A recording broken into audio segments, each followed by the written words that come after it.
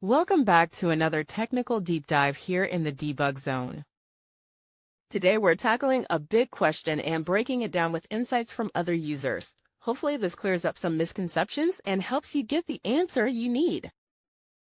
So buckle up, stay a little curious, and let's jump right in.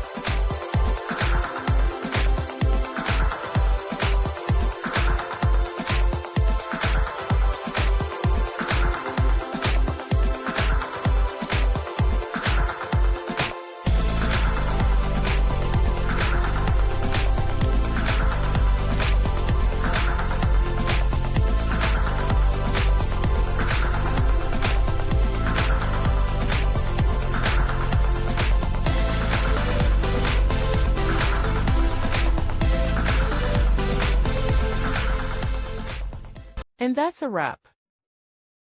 I hope you found the answer you were looking for.